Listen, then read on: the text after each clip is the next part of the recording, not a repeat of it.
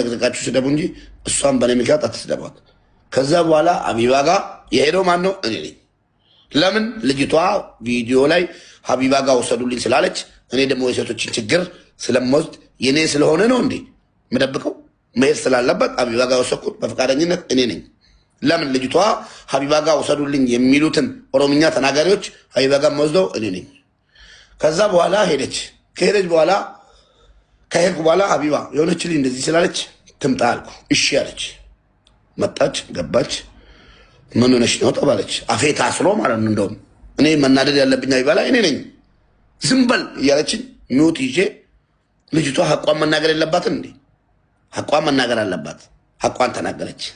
አንደኛ 9,000 ድርሃም፣ ሁለተኛ 10,000 ድርሃም፣ ሶስተኛ ወርቅ ከጣቴ ላይ ወስዶብኛል አስቀምጥልሻለሁ ብሎ አለች። ሰርፕራይዝ ሆንኩ። የሄድኩትም ተጎድታ ካለች እንድትዳኝ መጨረሻውን እንዴት እንዳለቀ አያቸው። እኔ እኮ ሀቁ ካልወጣልኝ ያልኩት ምን አይነት ወንድ እንደሆንኩ ሳስመሰክር በራሴ ኮራለሁ። በራሱ የሚኮራ ሰው አለ? እኔ በራሴ ኮራለሁ። የሴትን ብር አልበላም በፍጹም። ልዩ የሚያደርገኝ ከእናንተ የሚለየን የሴት ልጅ ብር አይበላም። ተማሩ እስኪ ከኔ።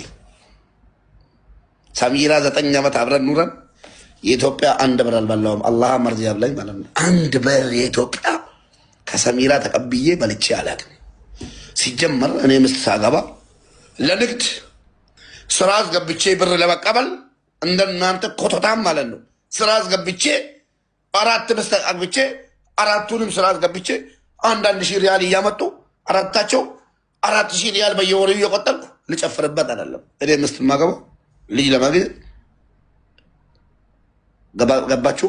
እንደ ሰው ኑሮ ለመኖር እንጂ ብሯን ተቀብዬ ልበላ አይደለም። እንዴት ነው ሴት ብር የሚበላው? በምን ሞራላችሁ ነው? በተለይ ወንዶች ተብዮች እንዴት በየትኛው ሞራል ነው ከኔ ጋር ትከሻ የምትለካከው? እስኪ የባለቤቱን ብር እዚህ ዱንያ ላይ የባለቤቱን 1 ብር ያልበላ ሰው አለ ወይ? ከአንተ ጋር ልነጋገር። እኔ አላህ መርዚ ያብላኝ 1 ብር በልቼ አላውቅም። ሰሚራ ሲጀመር እንዲሰሩ አልፈቅድም። ሰሚራ ሲጀመር መጣች፣ ተጋባል፣ 2 ወር ሰራች። የመጀመሪያውን እንትን መዳሜን አሳምኜ እመጣለሁ። በቃ እንደ እናቴ ናት። አንተ ስላገባህች እጅብት እያለን ነው የተጋባ ነው። መዳሜን አሳምኜ እመጣለሁ ብላ ስራ ተመለሰች። አልመጣም አለችኝ። ወላሂ ፈታሻለሁ አልኳት።